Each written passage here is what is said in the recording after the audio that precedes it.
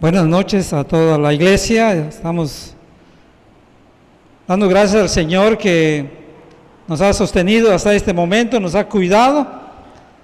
Sabemos que la humanidad completa y también la iglesia está pasando por momentos difíciles. Hay muchos enfermos, también conocidos, amigos e incluso familiares de la iglesia que han perdido, que han sido llamados por el Señor, algunos de sus miembros de la familia.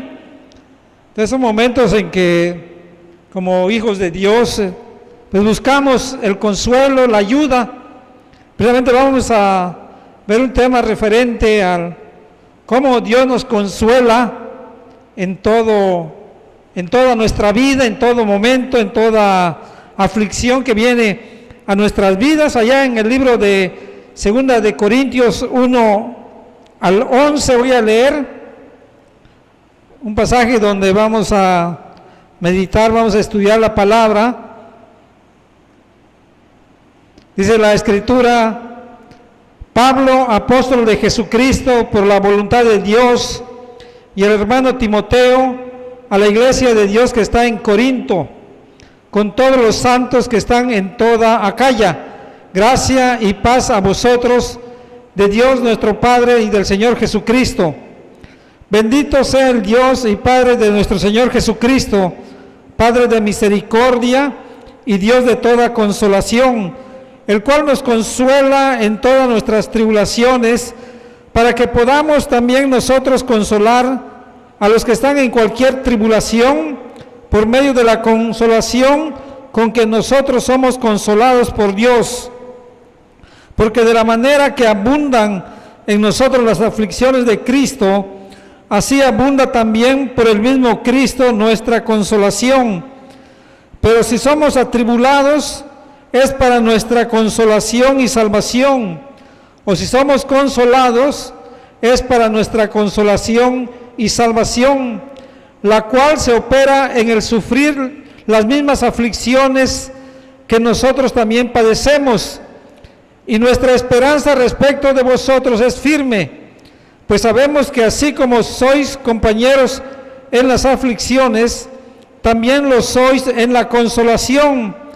Porque, hermanos, no queremos que ignoréis acerca de nuestra tribulación que nos sobrevino en Asia, pues fuimos abrumados sobremanera, más allá de nuestras fuerzas, de tal modo que aunque perdimos la esperanza de conservar la vida, pero tuvimos en nosotros mismos sentencia de muerte, para que no confiásemos en nosotros mismos, sino en Dios que resucita a los muertos, el cual nos libró y nos libra, y en quien esperamos que aún nos librará de tan grande muerte, cooperando también vosotros a favor nuestro con la oración, para que por muchas personas sean dadas gracias a favor nuestro por el don concedido a nosotros por medio de muchos. Amén. Oremos al Señor. Padre, te damos gracias porque en todo momento podemos recurrir a tu palabra, en la cual podemos hallar la fortaleza, el aliento y todo lo que necesitamos ante cada circunstancia de nuestras vidas. Te suplicamos que tú nos ayudes para comprenderla, para, Señor, guardarla y para recurrir, Señor, y aplicarla en cada momento de nuestras vidas. Señor, ayúdanos que tu Espíritu Santo sea el que nos dé la sabiduría y el que aplique esta palabra en nuestra mente, en nuestro corazón. En Cristo Jesús te lo damos implorando. Amén. El título de este tema es: Dios nos consuela en todo momento. Dios nos consuela en todo momento. Durante todo su ministerio de apóstol, Pablo testifica que sufrió todo tipo de aflicciones, por medio de las autoridades religiosas y del gobierno de Roma. Pero esto lo hacía él no para buscar compasión de los demás, sino para dar testimonio de que en todas sus tribulaciones fue consolado por Dios mismo. Él mismo lo alentó, es decir, Dios mismo lo alentó para continuar adelante a pesar de todo lo que padeció. Y de esta forma logró terminar el trabajo que le había encargado. Los creyentes no están exentos de sufrir aflicciones, ya sea enfermedades, necesidades o persecuciones. La pregunta: ¿a quién vamos a recurrir cuando esto suceda?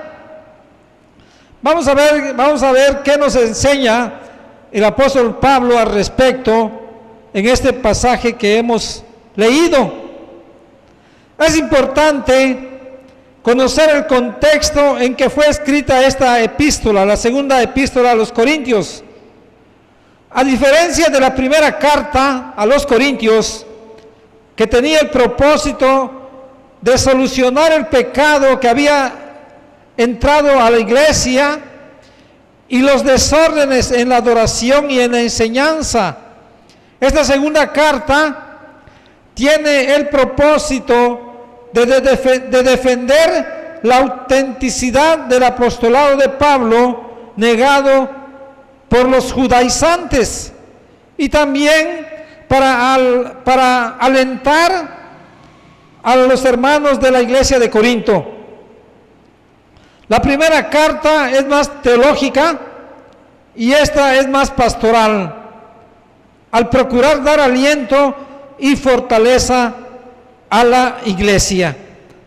Este pasaje de 2 de Corintios capítulo 1, del 1 al 11, se divide en tres partes naturales. La primera, tenemos la salutación, versículos 1 y 2, donde, como toda correspondencia de esa época, esa carta comienza con un saludo del que escribe hacia los que va dirigida la carta, en este caso, la iglesia de Corinto. Pablo es el autor y la iglesia de Corinto es a quien va dirigida particularmente. Pero en este mismo saludo tenemos diferentes enseñanzas. Primero, dice el apóstol Pablo que fue apóstol de Jesucristo por la voluntad de Dios. Ni en su mente Pablo tenía que sería apóstol de Jesucristo, sino todo lo contrario. Estaba contra Jesucristo y contra su iglesia. Él se dedicaba a perseguir y a apresar cristianos para ser castigados y muertos por seguir a Jesucristo. No fue la iglesia quien lo nombró apóstol, ni él mismo se autonombró. Estaba plenamente convencido que fue Cristo quien lo llamó, lo capacitó y lo puso como apóstol de los gentiles. Allá en el libro de Hechos, capítulo 9, versículo 15, dice: el Señor le dijo: ve, porque instrumento escogido me es este para llevar mi nombre en presencia de los gentiles y de reyes y de los hijos de Israel, porque yo le mostraré cuánto le es necesario padecer por mi nombre. Ahí está, dice: instrumento escogido me es este. Es el que escogió a Pablo para ser su apóstol, es Dios mismo. Y el apóstol Pablo también ratificando que Dios lo escogió y lo llamó para ser su apóstol, es decir, es la voluntad de Dios que él iba a ser apóstol de Cristo. Lo tenemos allá en Gálatas también, capítulo 1, versículos 15 al 19. Dice: pero cuando agradó a Dios, que me apartó desde el vientre de mi madre y me llamó por su gracia, revelar a su Hijo en mí, para que yo le predicase entre los gentiles, no consulté enseguida con carne y sangre, ni subí a Jerusalén a los que eran apóstoles antes que yo, sino que fui a Arabia y volví de nuevo a Damasco. Después, pasados 3 años, subí a Jerusalén para ver a Pedro y permanecí con él 15 días, pero no vi a ningún otro de los apóstoles, sino a Jacobo, el hermano del Señor. O sea, no fueron los apóstoles quienes lo llamaron para ser apóstol, sino dice, fue Dios mismo. Pero cuando agradó a Dios, y dice claramente, que me apartó desde el vientre de mi madre y me llamó por su gracia. Entonces, es la voluntad de Dios, por la voluntad de Dios, Pablo fue apóstol. Él fue llamado en el camino a Damasco por el mismo Señor Jesucristo. Todos sabemos ese relato de la Escritura, cuando Pablo iba a Damasco a apresar a los cristianos. Ahí se le presentó, se le reveló Jesucristo mismo y le dijo: Saulo, Saulo, ¿por qué me persigues? Ahí está el encuentro de el resucitado con el que sería, podemos decir, el que llenó la tierra del Evangelio, al más grande de los evangelistas, aparte de Jesucristo. Todos sabemos que Jesús llamó a sus 12 apóstoles, de los cuales Judas se perdió. En su lugar fue elegido por la iglesia Matías. Pablo realmente no cumplía con los requerimientos para ser apóstol, es decir, no convivió con Jesús durante los 3 años que los demás apóstoles estuvieron con Jesús, y tampoco vio o fue testigo de la resurrección del Señor. Pero Cristo lo llamó directa y personalmente. Tuvo un encuentro personal con el Señor resucitado. Por eso claramente dice acá en el primer versículo que él es Pablo, apóstol de Jesucristo por la voluntad de Dios. Él se consideraba como el último de los apóstoles. Decía él, y al último de todos, como un abortivo, me apareció a mí, porque yo soy el más pequeño de los apóstoles, porque no soy digno de ser llamado apóstol, porque perseguí a la iglesia. Entonces, eso es lo que Pablo testificaba primero. Fue apóstol de Jesucristo por la voluntad de Dios. Y la carta es dirigida a la iglesia de Dios que está en Corinto. La iglesia se refiere a la comunidad de creyentes que habían creído y recibido a Jesús como su Salvador personal. Los que habían sido llamados para dejar la vida antigua y vana, la vida de pecado, y ahora adorar y servir a Dios. Y la tercera enseñanza que tenemos en esta salutación es que Pablo pide gracia y paz para los creyentes de Corinto. Dice: gracia y paz a vosotros, de Dios nuestro Padre y del Señor Jesucristo. Esa frase, Dios nuestro Padre y del Señor Jesucristo, Ambos dones, gracia y paz, proceden del Padre y del Señor Jesucristo. Al expresar esto, el apóstol Pablo está colocando en el mismo nivel de divinidad al Padre y al Hijo, ya que como personas divinas son los dos únicos que pueden conceder la gracia y la paz a los miembros de su iglesia. Entonces, aquí hay mucha enseñanza en esta misma salutación respecto, ¿verdad?, cómo Dios es el que obra en la vida de los hombres. Como dice Pablo, desde el vientre de mi madre lo escogió Dios para ser apóstol. Después, en la segunda parte de este pasaje, la tenemos de los versículos 3 al 7. Y en ella tenemos la enseñanza de cómo Dios consuela en todo momento o en toda aflicción que llegue a nuestra vida. Consuelo en la aflicción.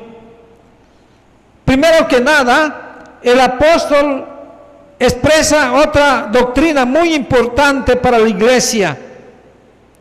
En el versículo 3, el apóstol expresa una doxología. Bendito sea el Dios y Padre de nuestro Señor Jesucristo. Eso es una doxología. Pablo está reconociendo y exaltando al Dios y Padre de nuestro Señor Jesucristo. Y agrega, Padre de misericordia y Dios de toda consolación.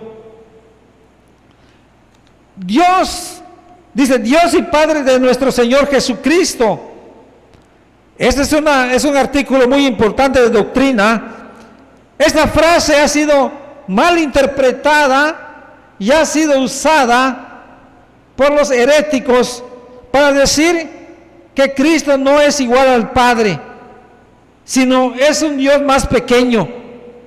Cuando leen que el Padre es Dios del Señor Jesucristo, cuando se dice que es Dios, que el Padre es Dios de Jesucristo, expresa la relación de Dios con Jesús, es decir, con la naturaleza humana del Salvador, que tuvo un principio cuando nació de María. El Señor mismo en toda su vida y ministerio manifestó esta verdad.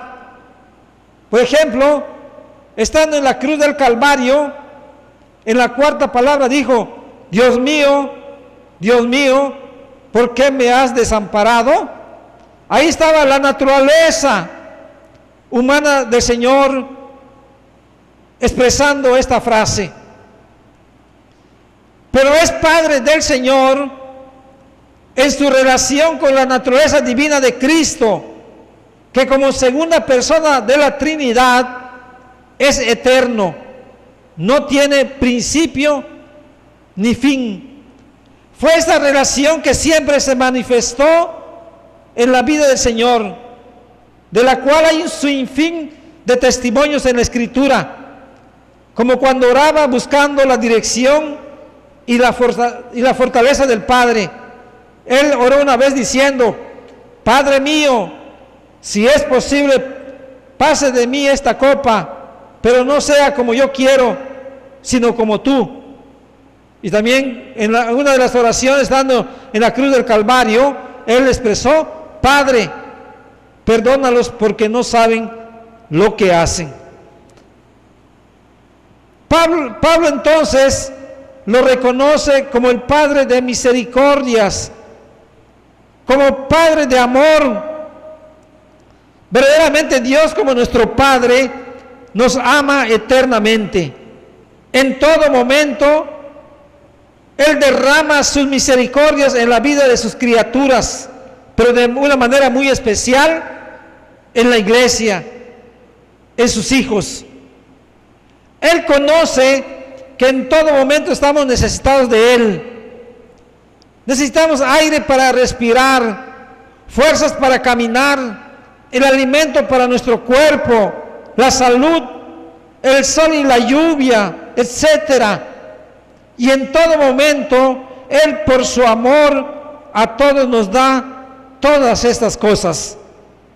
Por eso Jeremías, reconociendo a ese Padre de misericordias, decía él: por la misericordia de Jehová no hemos sido consumidos, porque nunca decayeron sus misericordias. Nuevas son cada mañana, grande es tu fidelidad. Mi porción es Jehová, dijo mi alma, por tanto en Él esperaré. Todos nosotros esperamos del Señor, esperamos cada mañana sus misericordias. El salmista afirma: de la misericordia de Jehová está llena toda la tierra. Dependemos completamente de la misericordia de Dios. Si Él nos quitara sus misericordias, nada pudiera existir, porque en todo momento necesitamos de Él. Pero como también dice Pablo, es Dios de toda consolación. Como Padre de misericordia, manifiesta su amor a los necesitados. Como Dios de toda consolación, conforta, alienta, anima, amonesta, exhorta a todos los que pasamos por situaciones de tribulación y aflicción. Esta palabra es incluyente más bien, abarca a todos los que requieren consuelo. Él puede dar ese aliento y ánimo porque Él es el Todopoderoso. Después, el apóstol Pablo habla más ya referente a la relación entre la aflicción y el consuelo. Nos dice o nos afirma que en todas nuestras tribulaciones Dios nos consuela. En todas nuestras tribulaciones Dios nos consuela. Dice el versículo 4: el cual nos consuela en todas nuestras tribulaciones, no en algunas nada más. Involucra a todas las tribulaciones que llegan a nuestra vida. El Señor las conoce, todas nuestras aflicciones, y aquí nos afirma claramente que Él nos consuela. No nos va a consolar, no. Dice, nos consuela en tiempo presente. Verdaderamente, Él conoce nuestras necesidades y aflicciones y está presto y dispuesto a ayudarnos. Confiemos que Él quiere y puede hacerlo. Vayamos en todo momento de apremio, de necesidad, y Él nos va a responder. El consuelo que viene de Él también no es solamente para el que recibe el consuelo, no, nos capacita también para consolar a otros que están pasando por circunstancias difíciles. Dice el versículo 4, en la segunda parte: porque nos consuela en todas nuestras tribulaciones, para que podamos también nosotros consolar a los que están en cualquier tribulación. Ahí está, el Señor así como Él nos ha consolado, dice, para que nosotros consolemos a los que están pasando por tribulación. ¿Y cómo nos vamos a consolar? No por nuestros propios medios, no por nuestras propias palabras, sino dice claramente, por medio de la consolación con que nosotros somos consolados por Dios. O sea, no es por nuestra propia fortaleza, por nuestra propia sabiduría. Entendemos que es muy difícil hablar a personas que tienen una enfermedad, por ejemplo, en estado grave o terminal, o han perdido a un familiar, pero debemos pedir sabiduría a Dios para saber cómo consolarlos, qué palabra le vamos a decir. No lo hagamos a nuestra manera, ya que muchas veces en lugar de ayudar a la persona, más dolor le causamos, o simplemente es intrascendente lo que le decimos. Claramente el versículo 4 lo dice, para que podamos, por medio de la consolación con que nosotros somos consolados por Dios. ¿Y cuál es la manera como debemos de consolar a las demás personas?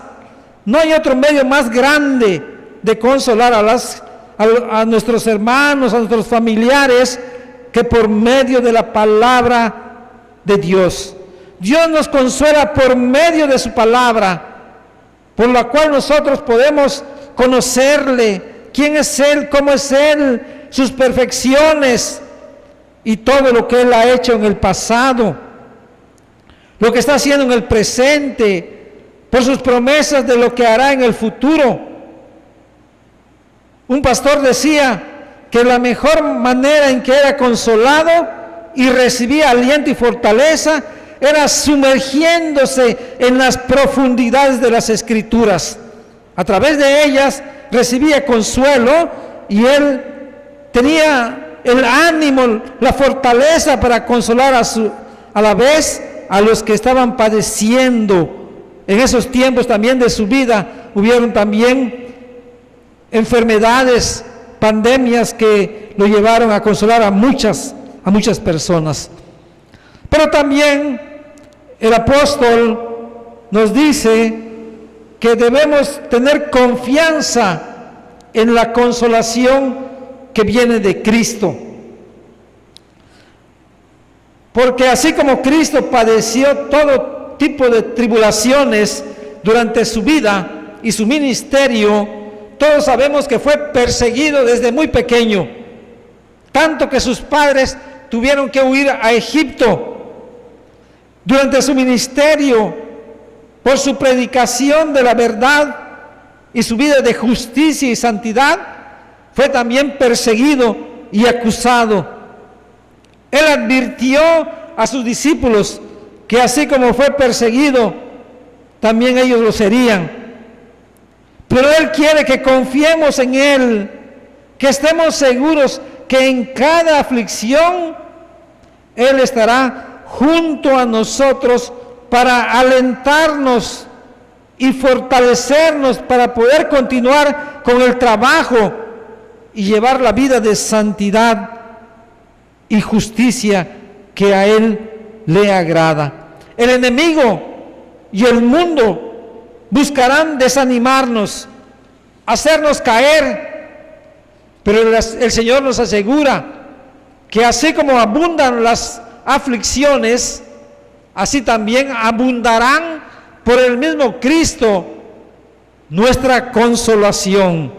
Lo dice claramente el versículo 5, porque de la manera que abundan en nosotros las aflicciones de Cristo, así abunda también por el mismo Cristo nuestra consolación. No desconfiemos en nuestro Señor. Él afirma claramente que así como llega la aflicción a nuestra vida, también de la misma forma abunda la consolación a través de Cristo. En otro pasaje se nos dice que así como Él permite la prueba, así mismo dará la salida. La señal del sufrimiento. Una y otra vez se nos advierte que como hijos de Dios, si vivimos como verdaderos cristianos, tendremos aflicciones y padeceremos sufrimientos. Dijo Juan en su evangelio: estas cosas os he hablado para que en mí tengáis paz. En el mundo tendréis aflicción, pero confiad, yo he vencido al mundo. Y también en Romanos 8:36 Pablo decía: como está escrito, por causa de ti somos muertos todo el tiempo, somos contados como ovejas de matadero. Es decir, el sufrimiento viene a ser como una señal del pueblo de Dios. En todo tiempo de su historia ha tenido esta marca. Dice el versículo 6 claramente: porque si somos atribulados, es para nuestra consolación y salvación.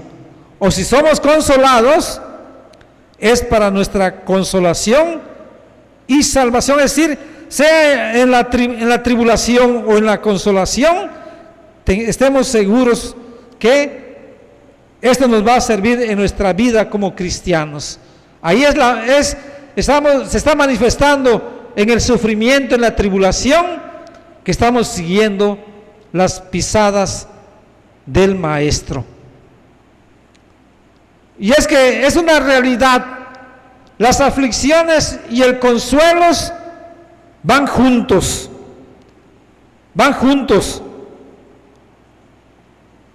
Dice el versículo 7: y nuestra esperanza respecto de vosotros es firme, pues sabemos que así como sois compañeros en las aflicciones, también lo sois en la consolación. En la vida de los cristianos, las aflicciones nunca se presentan solos, sino siempre vienen acompañados por la consolación de Dios. Pablo declara que su esperanza en la vida de los creyentes es firme, es decir, es segura, ya que en todas sus tribulaciones que vengan a sus vidas, juntamente vendrá el aliento y la fortaleza para continuar en el camino del Señor.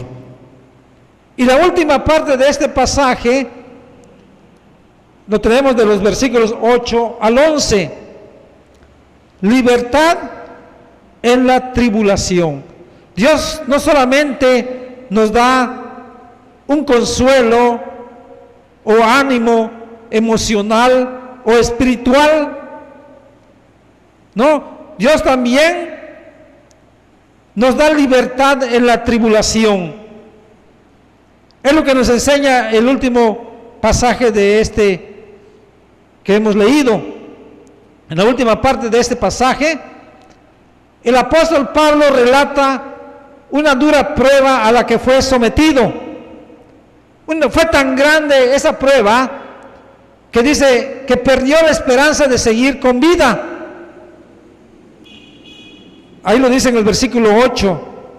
Hermanos, no queremos que ignoréis acerca de nuestra tribulación que nos sobrevino en Asia, pues fuimos abrumados sobremanera, ya está muy grave, más allá de nuestras fuerzas, de tal modo que aún perdimos la esperanza de conservar la vida. Dios permitió que Pablo y sus compañeros fueran probados a esos límites de casi pensar que ya no había esperanza de continuar vivos. ¿Con qué propósito? El Señor lo permitió. Claramente lo dice el versículo 9.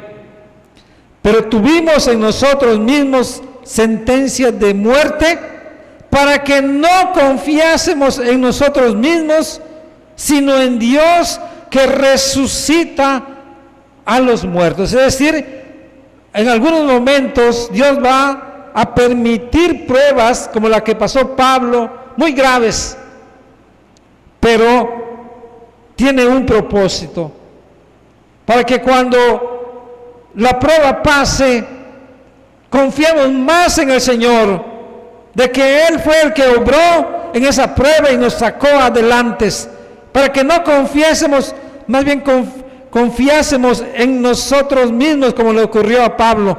Tal vez pensaron ellos que ya todo lo podían, o todo lo sabían tal vez, pero dice claramente, para que no confiásemos en nosotros mismos, sino en Dios que resucita a los muertos, y que tiene el poder para cuidarles de toda tribulación, sacarlos de esa tribulación, porque Él es el Todopoderoso que puede incluso resucitar a los muertos. Él reconocía, porque Pablo pasó por muchas tribulaciones, ahí en sus testimonios, Él nos los dice, cuántas veces fue azotado, fue sacado casi muerto de una ciudad, fue golpeado, muchas pruebas pasó, pero dice claramente, Él testificaba que ese Dios que resucita a los muertos, dice, el cual nos libró, es decir, en el tiempo pasado, en las pruebas pasadas, Dios les libró. Dice, y en el presente nos libra. Y en quien esperamos que aún nos librará, es decir, en el futuro, ese mismo Dios que ha obrado en nuestra vida, en el pasado, en el presente, también nos librará de las tribulaciones, de las pruebas que vengan a nuestra vida. Lo peor, dice, de tan grande muerte a la que ellos fueron librados, también el Señor, cuando confiamos en Él, Él también nos librará de esas tribulaciones. Pablo también reconocía y daba gracias a los hermanos de Corinto, en el último versículo del pasaje, reconociendo que los hermanos habían intercedido, orado a favor de ellos, y él pedía y daba gracias por ello, dice, por el don concedido a nosotros por medio de muchos. Es decir, el don es la libertad que Dios le concedió a Pablo y a sus compañeros por medio de muchos, es decir, por aquellos que oraron, que suplicaron, que rogaron al Señor por el apóstol y sus compañeros. Tenemos un Dios de misericordia y que nos consuela verdaderamente en todo momento. Dependemos de Él desde que fuimos concebidos. Él nos está dirigiendo desde el vientre de nuestra misma madre. Antes de nacer, Él ya conocía nuestros nombres y ya había establecido un plan para nuestra vida. Eso trae aliento también a nosotros.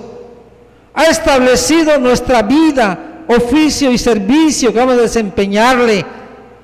Nos alienta en cada aflicción que viene a nuestra vida y también nos librará de toda tribulación, por grave y difícil que sea. ¿Qué produce esto en nuestra vida? Quiere el Señor que traiga más confianza en nuestros corazones en esos tiempos difíciles, donde se escucha de muchos enfermos, muchos muertos. Que Dios nos ayude y nos dé sabiduría para tener paz, aliento y consuelo, y así seamos capacitados. ¿Para qué? Para ayudar y consolar a los demás, a los otros que están pasando por esas tribulaciones, y a su vez oremos los unos a los otros como el Señor nos los demanda. Que el Señor nos ayude y bendiga su santa palabra. Amén.